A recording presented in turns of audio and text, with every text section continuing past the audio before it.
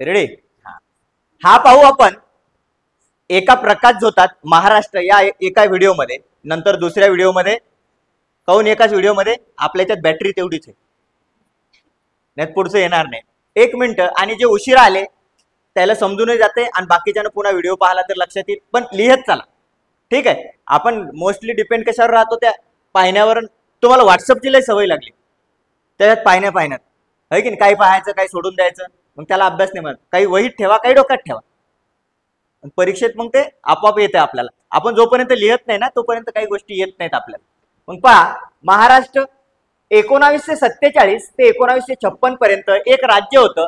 ते राज्य होतं म्हणजे मुंबई राज्य, ठीक आहे? त्याला म्हणायचे मुंबई राज्य. त्याच्यामध्ये महाराष्ट्र, गुजरात आणि कर्नाटकचा समावेश होता त्या मुंबई राज्यामध्ये. त्याच्यानंतर एक प्रश्न, मग त्याच्यानंतर काय झालं? 1 नोव्हेंबर 1956 ला एक नवीन राज्य निर्माण झालं या राज्यांचं एकत्रीकरण करून, आणि त्याला म्हणायचं द्विभाषिक मुंबई राज्य. द्विभाषिक याच्यासाठी की त्यामध्ये मोस्टली गुजराती बोलणारे लोक आणि मराठी बोलणारे लोकांचं हे राज्य होतं. आणि मग इथून भाषावाद चालू झाला. भाषिक तत्वावर राज्याची निर्मिती झाली पाहिजे आणि मग स्वतंत्र महाराष्ट्राची चळवळ आली. एक प्रश्न तुम्हाला असा पण येईल की भाषिक तत्वावर राज्य निर्मिती समितीचे अध्यक्ष कोण होते? भाषिक तत्वावर राज्याची निर्मिती व्हावी यासाठी एक समिती नेमली होती. त्या समितीचे अध्यक्ष होते डॉक्टर फजल अली. हा एक नाव लक्षात ठेवा. अनेकदा आयोगाने याच्यावर प्रश्न विचारला. भाषिक तत्वावर राज्य निर्माण झाले पाहिजे याच्यासाठी एक समिती राज्य शासनातर्फे नेमण्यात आली होती. तर त्याचे अध्यक्ष होते डॉक्टर फजल अली. तर 1 नोव्हेंबर 1956 ला द्विभाषिक मुंबई राज्य, हाही प्रश्न अनेक पेपरमध्ये आलेला आहे. द्विभाषिक मुंबई राज्याची स्थापना कधी झाली? 1 नोव्हेंबर 1956 ला झाली. त्यानंतर अजून एक प्रश्न तुम्हाला देतो मी, व्हिडिओ पाहिल्यानंतर तुम्ही कमेंट्स केल्या तरी चालतात. आंध्र प्रदेश राज्याची निर्मिती कधी झाली? आंध्र प्रदेश हे राज्य कधी निर्माण झालं? आंध्र प्रदेशाची निर्मिती कधी झाली ते कमेंट्स करा, नाही तर उद्या आपण वर्गात घेऊया. त्यानंतर पुढं संयुक्त महाराष्ट्र निर्माण झाल्यानंतर स्वतंत्र महाराष्ट्राची चळवळ सुरू झाली. आणि या स्वतंत्र महाराष्ट्राच्या चळवळी अखंड म्हणजे 56 ते 1960 पर्यंत 4 वर्षानंतर एक राज्य निर्माण झालं. त्याला आज आपण महाराष्ट्र म्हणतो. 1 मे महाराष्ट्र दिन आणि महाराष्ट्र राज्याची स्थापना झाली. अजून एक प्रश्न मी तुम्हाला देतो, तो असा देतो की संयुक्त महाराष्ट्र चळवळीमध्ये कोणते कोणते लोकांनी सहभाग घेतला? कोणते नाव प्रकाश झोतात होते?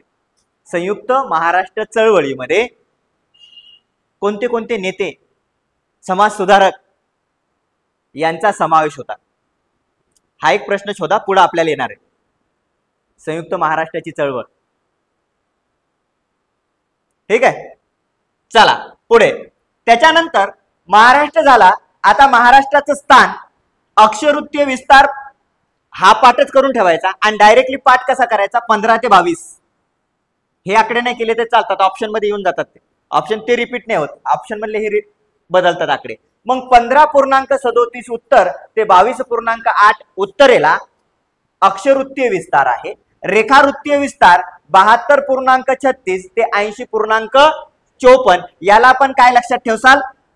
72 ते 80 पूर्व, 15 ते 22 उत्तर. एवढे 2 आकडे लक्षात ठेवा.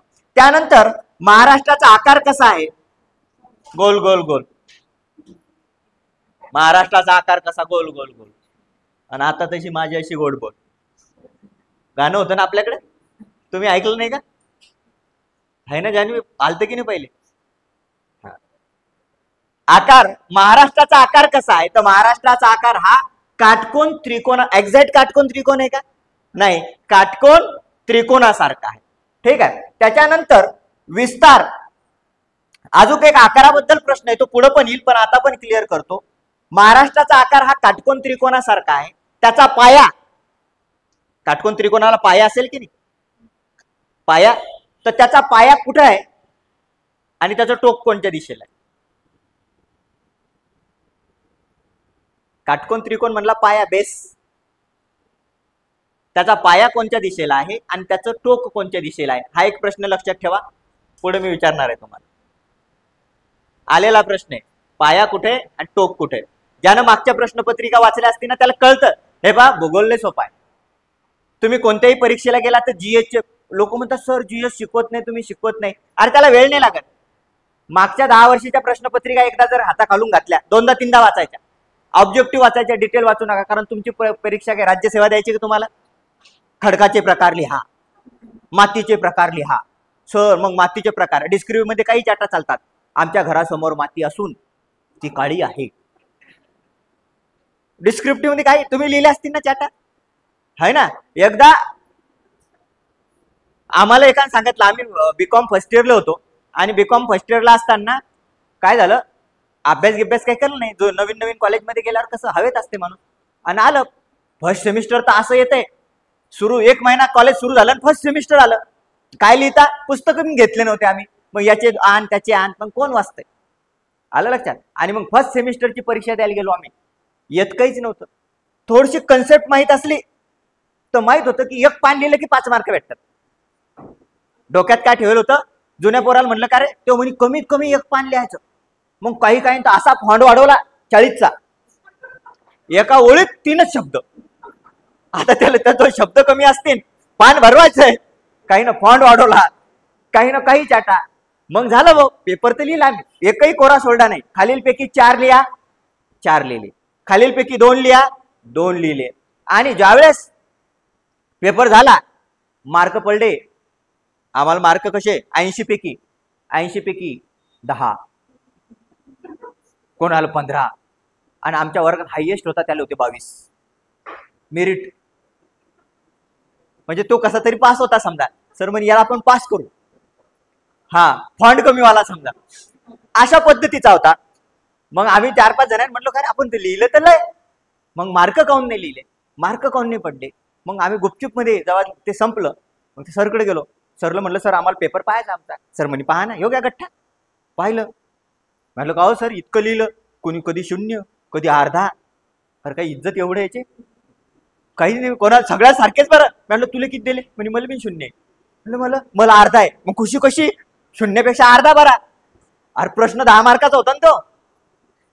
मग सगळं झालं. मग गुपचूप मध्ये सरला म्हटलं सर एक विचारू का, म्हणे विचारा. म्हटलं का सर इतकं लिहिलं, काही मार्क समजा पास पुरते तर द्यायचे असते. म्हणे भाऊ लिहिलं तर लय, पण मार्क काऊन नाही दिले. तर सरने एक वाक्य सांगितलं होतं की बाजार सारा फुलांचा, तुळस दिसेना कुठे. काय वाक्य, बाजार सारा फुलांचा, तुळस दिसेना कुठे, आणि बाजार सारा भोक्यांचा, मुद्दा दिसेना कुठे. जे पाहिजे समजलं नाही का तुम्हाला. अरे जे कामाचं नाही त्याच्यात त्याला मार्क कसं काय देणार आहे. मग तसं डिस्क्रिप्टिव्ह मध्ये चालते, ऑब्जेक्टिव्ह मध्ये चालते का नाही. अचूक उत्तर पाहिजे. चला या ऑफिस कुठपर्यंत तो आला लक्षात. तो प्रश्न काटकोन त्रिकोण आहे, त्याचा पाया कुठे, त्याचं टोक कुठे, आलेला प्रश्न आहे, तोही आपण चर्चेला घेऊ. विस्तार पाहिला तर विस्तार पाहू. पूर्व पश्चिम लांबी 800 किलोमीटर, उत्तर दक्षिण लांबी 700 म्हणलं तरी चालतंय. ज्यावेळेस प्रश्न आला त्यावेळेस 700 600 असे ऑप्शन होते, पण 720 म्हटलं तरीही चालेल, काही अडचण नाही. पुस्तकात 700 दिसते आपल्याला, 700 दिसते ना पुस्तकात, 700 करू आपण, काही अडचण नाही याला.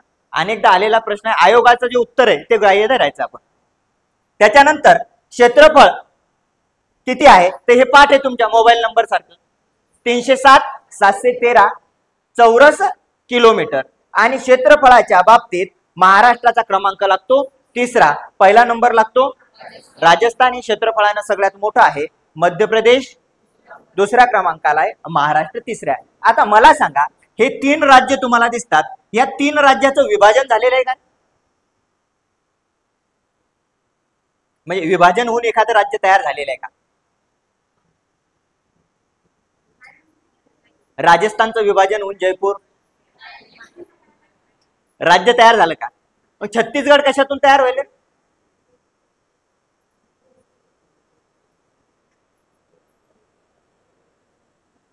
यातल्या कोणत्या राज्याचं विभाजन झालेलं. महाराष्ट्राचं विभाजन होऊन एखादं राज्य निर्माण झालं का. आपण महाराष्ट्रात राहतो हे कन्फर्म माहिती आपल्याला, बाकीची दुनिया माहित नसेल आपल्याला, चालतंय. ठीक आहे. राजस्थानचं विभाजन झालेलं आहे का? नाहीये. बरं, मध्य प्रदेशचं झालेलं आहे का?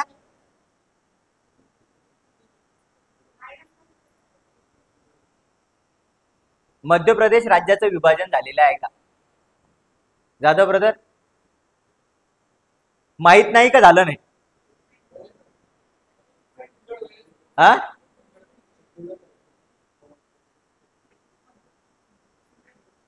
किती कन्फ्युजन आणि काय अभ्यास करू राहिले रे तुम्ही? बरं झालं उद्या पेपर नाही. आणि लोक फॉर्म भरला विचारतात का हो सर परीक्षा कधी आहे? म्हटलं तुला येतंय किती?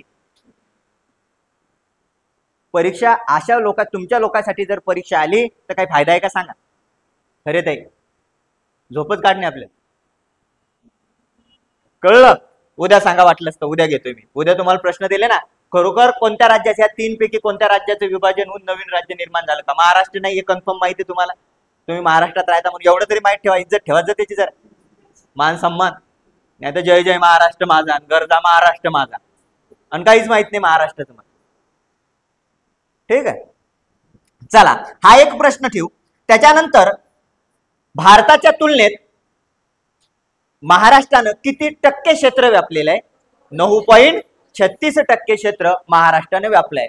एक प्रकाश झोतात महाराष्ट्र पाहूया. हा जर महाराष्ट्राचा नकाशा घेतला आणि त्याला जर 8 दिशा दिल्या, उत्तर, दक्षिण, पूर्व, ईशान्य, आग्नेय, नैऋत्य आणि असं जर का केलं 8 दिशेला, तर आपल्याला काय दिसल? तर उत्तरेला मध्य प्रदेश आणि त्याच पद्धतीनं सातपुडा पर्वतरांग सुद्धा उत्तरेला आहे. त्याच्यानंतर डायरेक्ट दक्षिणेला गोवा आणि कर्नाटक दिसेल. नंतर यायचं पूर्वेला, हा इकडे काढून टाकू वाटलंच तर कन्फ्युजन होत असेल तर. ठीक आहे, पूर्वेला छत्तीसगड, तर पश्चिमेला अरबी समुद्र आणि सह्याद्री पर्वतरांगा. ठीक आहे, त्याच्यानंतर ईशान्येला घ्यायचं, ईशान्य आणि नैऋत्येला काहीच नाही, सोपा कार्यक्रम. त्यानंतर आग्नेयेला तेलंगणा. तेलंगणा विभाजन होऊन तयार झालेला आहे का? हेही माहित नाही आता. आहे ना, आंध्रचं तेलंगणा झालं. आणि एक प्रश्न मी तुम्हाला दिला, आंध्र प्रदेशची निर्मिती कधी झालेली म्हणून दिला तो. तेलंगणाची निर्मिती सांगता येते तुम्हाला, कधी झालेली आहे तेलंगणा निर्माण?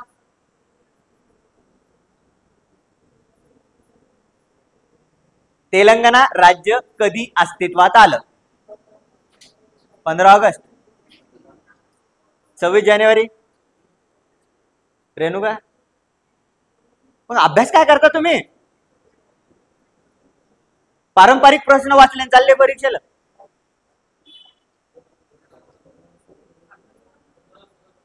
ही अपेक्षा तुमच्याकडून अजिबात नाहीये.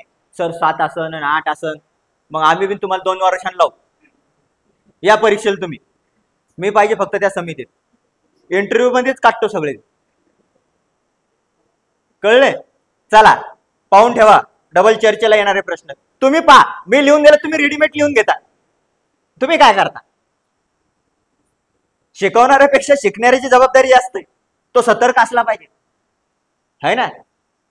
ठीक आहे, तेलंगणा हे एवढं माहिती आहे तुम्हाला, आंध्रमधून निर्माण झाला. ठीक आहे, तेलंगणा कोणत्या बाजूला आहे महाराष्ट्राच्या? आग्नेय बाजूला आहे. त्यानंतर इकडे झालं, त्यानंतर येऊ वायव्येला, आग्नेयच्या विरुद्ध वायव्य. वायव्येला आहे एक राज्य, त्याचं नाव आहे गुजरात. ठीक आहे, त्यानंतर एक केंद्रशासित प्रदेश दादर नगर हवेली, त्यानंतर आहे दीव दमन, आणि त्याच पद्धतीनं नर्मदा नदीचा उगम सुद्धा सांगितला जातो, ती पण वायव्येला आहे. नदी नाही घेतली याच्यात तरी चालेल, तुम्ही चालेल, नद्या वेगळ्या पद्धतीने घेऊ आपण, तो चालेल. त्यानंतर पुढे घेऊया आपण प्रादेशिक विभाग. आता प्रादेशिक विभाग वेगळे आणि प्रशासकीय विभाग वेगळे. प्रादेशिक विभागात येणारे जिल्हे वेगळे आणि प्रशासकीय विभागात येणारे जिल्हे वेगळे. ठीक आहे, विदर्भ प्रशासकीय विभाग आहे का? विदर्भ प्रशासकीय विभाग आहे का? नाही. विदर्भात 2 प्रशासकीय विभाग तयार होतात, अमरावती आणि नागपूर. मग आपण एक थोडक्यात पाहूया. तर पहिला प्रादेशिक विभाग घेऊ आपण मराठवाडा. मराठवाडा या प्रादेशिक विभागाचं क्षेत्रफळ सांगितलं आपण 64,813 किलोमीटर. जिल्ह्यांचा समावेश आहे संभाजीनगर, हिंगोली, जालना, परभणी, लातूर, बीड, नांदेड, धाराशिव. ओके. त्यानंतर पश्चिम महाराष्ट्र क्षेत्रफळ 89,853 किलोमीटर. जिल्हे येतात पुणे, सातारा, सांगली, सोलापूर, कोल्हापूर. सगळे पूरवाले इकडे आहेत. कोल्हापूर, नाशिक आणि अहमदनगर. हे झाला 2, म्हणजे मराठवाडा कंप्लीट झाला. त्याच्यानंतर कोणता कंप्लीट केला आपण? पश्चिम महाराष्ट्र घेतला का? ठीक आहे, पश्चिम महाराष्ट्र घेतला. खानदेश सोपा आहे की नाही? 24,915 किलोमीटर. आणि जळगाव, धुळे, नंदुरबार 3च जिल्हे आहेत खानदेशामध्ये. आणि खानदेशाचं जळगाव हे मेन केंद्र आहे ना, विद्यापीठ आहे ना या ठिकाणी, शैक्षणिक केंद्र जळगाव. बरोबर आहे. काय जळगाव विद्यापीठाचं नाव? कवयित्री बहिणाबाई चौधरी. पुढं काय नाव आहे? एवढंच आहे का? उत्तर महाराष्ट्र विद्यापीठ नाही का? आहे ना मग, कवयित्री बहिणाबाई चौधरी उत्तर महाराष्ट्र विद्यापीठ. ठीक आहे. जळगाव, धुळे आणि नंदुरबार. ठीक आहे. त्याच्यानंतर खानदेश झाला. त्यानंतर घ्या कोकण. कोकणची माणसं साधे बोळी. ठीक आहे. कोकण 30,728 किलोमीटर. ठाणे, पालघर, मुंबई शहर, मुंबई उपनगर, रायगड, रत्नागिरी आणि सिंधुदुर्ग इत्यादींचा समावेश हा कोकणामध्ये होतो. त्यानंतर या आपल्या विदर्भाकडे. विदर्भ, त्यालाच आपण काय म्हणतो? वराड. विदर्भातली भाषा कोणची आहे? वराडी. ठीक आहे. हा, लोकांना प्रेमानं बोललं तरी असं वाटते शिव्या देऊ राहिले का? पण आमचं प्रेमानच तसं आहे. शिव्या तर पाहिल्याच नाही तू अजून. आम्ही जेव्हा शिव्या देतो. ठीक आहे. आपल्या विदर्भाच्या लोकांना, विदर्भाचा वर खूप चांगला एक कवी होते म्हणजे आहेत, आता सहसा दिसत नाहीत. ते होते मिर्झा रफी बेग. ऐकलं का तुम्ही कधी? मिर्झा रफी बेग. टाका कधीतरी युट्यूबवर टाका, पहा. खास वराडी भाषेतले सहज जीवनात घडणारे जे विनोद आहेत, कळलं की ते विनोद त्या माणसानं सहज पद्धतीने कशा पद्धतीने मांडतायत. मिर्झा रफी बेग म्हणजे खूप चांगले कवी. आणि ते हास्य येत नव्हतं का पहिले? ते कॉमेडी एक्सप्रेस वगैरे ते, हा, त्याच्यात आले होते ना एकदा. हा, हवाई उद्यामध्ये का? हा, नाही त्याच्यात होते ते. हे पण कॉमेडी शो होता ना रे, आता मला नाव नाही आठवत त्याचं. त्याच्यामध्ये पण होते. आणि विदर्भात इतकं चांगलं सहज साध्या भाषेमध्ये सांगितलं जातं. कधी युट्यूबवर पहा, मनोरंजनासाठी खूप चांगलं. आणि मनोरंजनाच्या माध्यमातून मार्मिकपणे टीका कशी केली जाते एखाद्या गोष्टीवर, तेही केलं जातं. तर ठीक आहे. विदर्भ वराडा म्हटलं जातं. आपल्या विदर्भात इतक्या शिव्या आहेत की त्याची एक डिक्शनरी तयार होते. ती ऑक्सफोर्ड नंतर, ऑक्सफोर्डची एक डिक्शनरी आहे इंग्रजीची, तशी आपली वराडी भाषेची एक डिक्शनरी. त्या शिव्या क वरून, अ वरून.